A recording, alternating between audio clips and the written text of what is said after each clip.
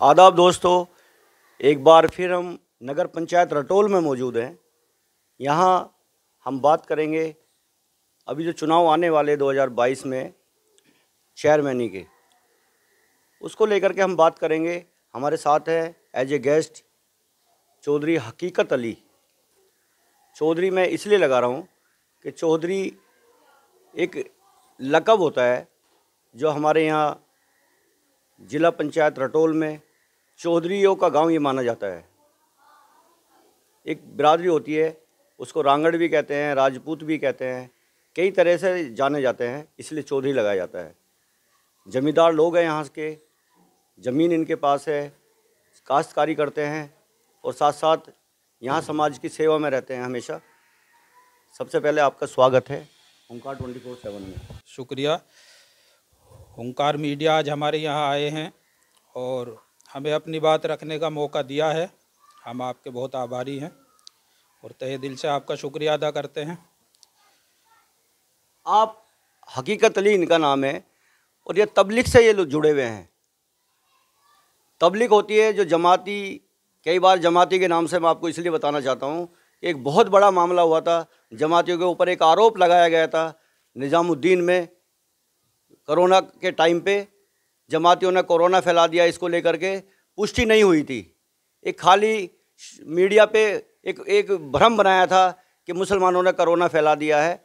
इसलिए मैं आपको बता रहा हूँ कि जमात से जुड़े हुए हैं ये, और हम हरदम इनके बहुत सारे टाइम बाहर लगे हैं। बाहर का मतलब इंडिया के अंदर, और एक टाइम बाहर साउथ अफ्रीका भी गए हैं। ये 5 महीने लगा करके आए हैं। तो क्या कहेंगे, कैसा सफ़र आपका रहा? सफ़र हमारा बहुत अच्छा रहा है और हमने देखा है कि इस तबलीग के ज़रिए से सिर्फ मुसलमानों को ही नहीं बल्कि काफ़ी लोगों को, दूसरे लोगों को भी फ़ायदा पहुंचता है। क्योंकि इस तबलीग के ज़रिए से मुसलमानों की जो ज़िंदगी है वो सही ढांचे में जिस तरीके से हर मुसलमान को ढलना चाहिए, और जो एक इस्लामिक स्ट्रक्चर है, जो इस्लामिक ज़िंदगी है, वो इस तबलीग के ज़रिए से लोगों को दी जाती है, लोगों को ये बात बताई जाती है। और फिर जो मुसलमान इस तबलीग में लगते हैं तो इस तबलीग के ज़रिए से फिर सारी अच्छी खूबियाँ और सारे अच्छे काम वो लोग करते हैं। तो उसका काफ़ी बेनिफिट हमने सभी सफ़र में देखा है। राजस्थान, हरियाणा, उत्तर प्रदेश, दिल्ली। जो साउथ अफ्रीका में आपका 5 महीने का टाइम रहा, वो कैसा रहा आपका टाइम? साउथ अफ्रीका में हमने देखा कि वहाँ बहुत गरीब लोग ज़्यादा हैं और उन लोगों के अंदर हमने चल फिर के काफ़ी मेहनत की है। लेकिन हमने अक्सर वहाँ एक चीज़ देखी है, गुर्बत की वजह से, जो हम अपने बड़े बूढ़ों से सुनते आए हैं कि गुर्बत जो है, गुर्बत और जिहालत, कि ये ऐसी चीज़ें हैं जो इंसान को हर बुराई की तरफ लेकर चली जाती हैं। तो वो बहुत सारी चीज़ें हमने वहाँ देखी। तो उन लोग, हालांकि वो लोग हमारी भाषा नहीं समझते थे, लेकिन फिर भी क्योंकि भाई हम खुद भी पढ़े लिखे हैं, MA BEd हैं, तो हम इंग्लिश में भी उन लोगों से बात करते थे। सबसे पहले मैं आपसे हकीकत अली साहब एक बात पूछूंगा आपसे कि अभी मैंने सुना कि ज़िला ये नगर पंचायत रटोल हो गई है। अब से पहले यहाँ प्रधानी होती थी, अब की बार चेयरमैनी होगी। तो ऐसा क्या जरूरत पड़ी आपको चेयरमैनी में आने के, चुनाव लड़ने की? जैसे मैंने सुना कि आप चुनाव लड़ रहे हैं, चुनाव की तैयारियां में लगे हुए हैं। अभी अक्टूबर नवंबर में चुनाव होने वाला है, उसकी तैयारियां में आप अभी से जुटे हुए हो। तो ऐसी क्या जरूरत आनी पड़ी है आपके ऊपर? आप तबलीग से जुड़े हुए, तबलीग लाइन को दुनियादारी से मतलब कम रहता है कि आपको राजनीति में आना पड़ रहा है? असल में देखिए, बहुत सारे काम ऐसे हैं जो हमने तबलीग में लगने के बाद में बहुत सारी बुराइयों से लोगों को निकाला है। हमारे गांव के अंदर भी और पूरी दुनिया के अंदर ही बुराइयां आम हैं। तो ये तबलीग वाले इसी चीज़ की मेहनत और कोशिश करते हैं कि भाई हर आदमी बुराई को छोड़े और वो अच्छाई की तरफ आए। लेकिन इसके बावजूद, इतनी तबलीग की इतनी मेहनत होने के बावजूद, उलेमा और जमीयत की इतनी मेहनत होने के बावजूद भी हम देखते हैं हमारे बहुत सारे काम ऐसे हैं और बहुत सारी बुराइयां ऐसी हैं कि मेहनत करने के बावजूद वो फैलती रहती हैं। और उसमें हमने अक्सर देखा है कि जो राजनेता होते हैं उनका बहुत ही ज़्यादा इन्वॉल्वमेंट होता है कि वो लोग चाहें तो 1 मिनट में उस चीज़ को रोक सकते हैं। तो काफ़ी दिनों से ये चर्चा हो रही थी कि भाई राजनीति सिर्फ धोखेबाजों के लिए या बेईमानों के लिए नहीं है। हमारे गांव के उलेमा ने भी इस पे कई बार मशवरा किया है और गांव के जो अच्छे हमारे गांव के पढ़े लिखे हजरात हैं, उन लोगों ने इसके ऊपर काफ़ी कई महीनों से मेहनत हो रही थी कि भाई इस बार हम ऐसा आदमी अपने गांव को देंगे, ऐसा पढ़ा लिखा और ऐसा काबिल आदमी लाकर हम अपने गांव को देंगे जो इस चेयरमैनी का पूरा हक अदा करे।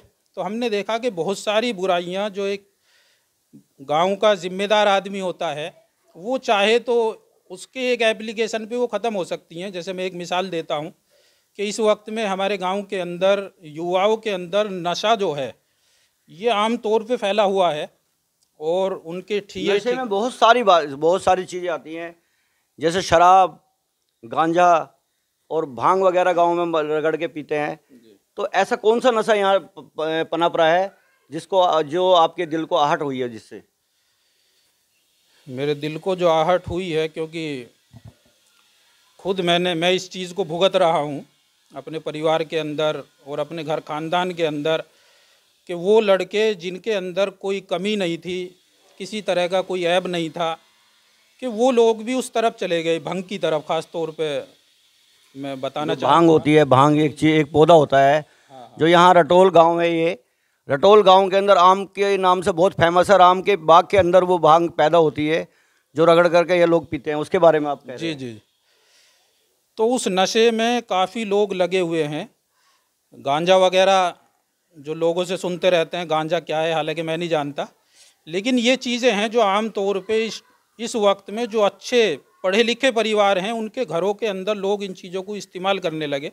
हालांकि हमने इस टॉपिक को लेकर कई बार जो गांव के ज़िम्मेदार हजरात हैं, मैं नाम नहीं लेना चाहूँगा, तो उन लोगों से हमने कई मरतबा, हमारे आलिमों ने, जमात के साथियों ने कई मरतबा बात की कि भाई आप इस पे पाबंदी लगाएं। ये महल्लों के अंदर या इस तरीके से पूरे गांव के अंदर ये चीज़ें फैलती जा रही हैं और आज तकरीबन, जहाँ तक मैं मानता हूँ, 30% लोग जो हमारे युवा हैं, जो बेचारे स्कूल कॉलेजों के पढ़ने वाले हैं, वो भी इस तरफ को जा रहे हैं।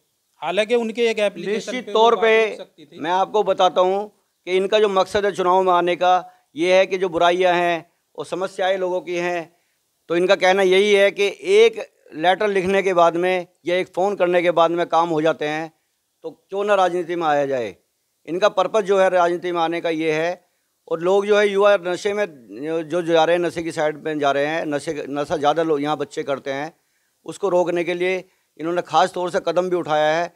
और गांव के विकास के लिए या गांव के युवाओं के लिए, बुजुर्गों के लिए आपने ऐसे क्या काम किए हैं जो काबिल तारीफ़ हैं? बुज़ुर्गों के लिए हमने, हालांकि चाहे कोई भी प्रधान रहा हो, मैं 2011 से CSC सेंटर चलाता हूं। डिजिटल रटोल सेवा केंद्र के नाम से हमारा सेंटर है और हर मौके के प्रधान ने अक्सर लोगों को हमारे पास भेजा है। जैसे पेंशन योजना जितनी भी हैं, चाहे वो महिलाओं के लिए हैं, विकलांगों के लिए हैं, दिव्यांग पेंशन योजना है, जो सरकार की तरफ से जितनी भी योजनाएं चलाई जाती हैं, तो वो सारी योजनाएं हम लोगों को दिलाते रहते हैं। लेकिन हमने अक्सर देखा है कि उसमें कहीं ना कहीं इन्वॉल्वमेंट प्रधानों का रहता है, यानी वो जिन लोगों को चाहते हैं उन्हें पेंशन मिल जाती है और जिन्हें वो नहीं चाहते उन्हें आम तौर पे पेंशन नहीं मिलती। तो मैंने ये देखा है कि अब क्योंकि सारा सिस्टम ऑनलाइन हो चुका है और मैं खुद इन कामों को बाखूबी करता हूँ, तो मैंने देखा है कि भाई मैं अगर राजनीति में आता हूँ और जनता मुझे चुनकर लाती है और अगर मैं चेयरमैन बनता हूँ आने वाले टाइम में, तो जितनी भी ये पेंशनें हैं जो सरकार की तरफ से दी जाती हैं, ये सारी पेंशन में बहुत आसानी के साथ, मैं उसमें किसी का मोहताज नहीं रहने का, क्योंकि मैं खुद जानता हूँ सारा काम करना।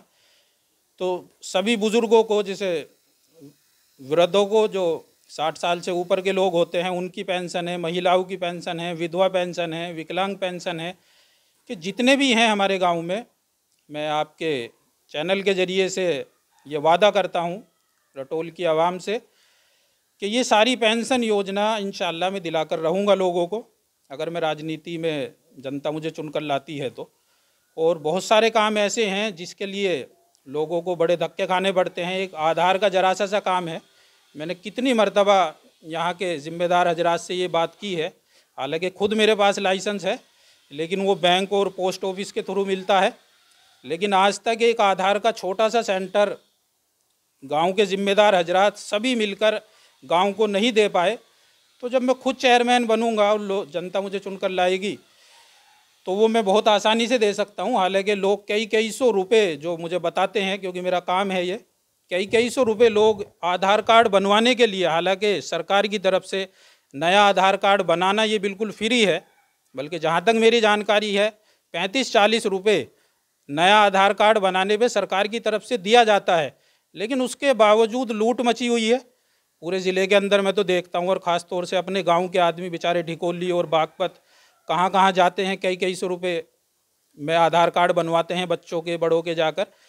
तो ये सेंटर इंशाल्लाह मैं फ्री दूंगा बिल्कुल लोगों को, आधार का सेंटर, क्योंकि इसका लाइसेंस तौर पे इनका यही कहना है कि मैं अगर जो लोग मुझे चुन के लाते हैं और मैं यहाँ से चेयरमैन बनता हूँ तो यहाँ जो विधवा हैं या वृद्ध हैं, इस तरह की सेवाएं, पेंशन बांधने का काम मैं फ्री करके दूंगा उनको। ये आज भी ये काम करते हैं और कल भी मैं अगर जो जनता मुझे चुन के लेके आएगी तो मैं ये काम करूंगा। तो हकीकत जी, आपने पढ़ाई कहाँ तक की है और कहाँ की है? मैंने एमए बीएड किया है। इंटर मैंने यही संत मेरी इंटर कॉलेज से किया था, रटोल से ही, और उसके बाद में फिर दिल्ली जामिया मिल्लिया इस्लामिया चला गया था, वहीं से मैंने ग्रेजुएशन की। उसके बाद मैंने एमए किया, एमए करने के बाद मैंने फिर बीएड किया। बीएड करने के बाद मैंने मंडी हाउस में जो श्री राम सेंटर है एनएसडी के पास में, नेशनल स्कूल ऑफ ड्रामा, मैंने वहाँ से 2 साल का एक्टिंग कोर्स किया, डिप्लोमा किया उसमें। अच्छा। हकीकत अली जी ने और जानेंगे इनसे, चुनाव अगर जो जनता आपको जिताती है या आपको जीत करके लाते हैं या चेयरमैन बना के लेके आते हैं यहाँ रटोल का, तो इसके अलावा और दूसरा काम आपका क्या रहेगा?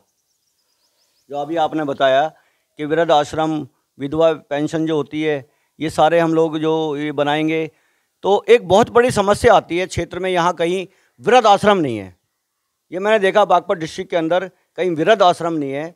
तो इस पर आप क्या काम करेंगे? कुछ लोग अपने घर से परेशान हैं, वो चाहते हैं कि भाई हम वृद्ध आश्रम में चले जाएं, वृद्ध हैं वहाँ, जेंट्स भी लेडीज़ भी सब रहते हैं। तो ऐसी कोई सुविधा यहाँ डिस्ट्रिक्ट बागपत के अंदर है कहीं? मेरी जानकारी में तो खैर नहीं है, लेकिन अगर सरकार के बजट में कोई ऐसी बात सामने आएगी तो उसकी कोशिश करेंगे। अच्छा, तो शिक्षा पे आप क्या काम करेंगे जीत के आते हैं अगर जो? शिक्षा तो हमारा असल मुद्दा है, क्योंकि मैं खुद एमए बीएड हूँ और इसी फील्ड से हूँ, मैं खुद टीचर रहा हूँ। तो शिक्षा के क्षेत्र में हम कॉलेज लाने की यहाँ पूरी कोशिश करेंगे। ख़ास तौर से लड़कियों को लेकर हमारे रटोल के अंदर बड़ी परेशानी रहती है कि लड़कियों को बाहर जाना पड़ता है डिग्री कॉलेज के लिए ख़ास तौर पे। तो एक हम डिग्री कॉलेज लाने की यहाँ पूरी कोशिश करेंगे, और इसके अलावा और भी इसी लाइन से पूरी मेहनत कोशिश करेंगे इंशाल्लाह। अली जो यहाँ ग्राम रटोल के रहने वाले हैं और चेयरमैनी पद के दावेदार हैं यहाँ से, और सबसे बड़ी बात है कि तबलीग लाइन से ये जुड़े हुए हैं। जनता यहाँ कितना इनको साथ देगी ये तो आने वाला टाइम ही बताएगा। जब तक बने रहिए ओंकार 24/7 के साथ। धन्यवाद।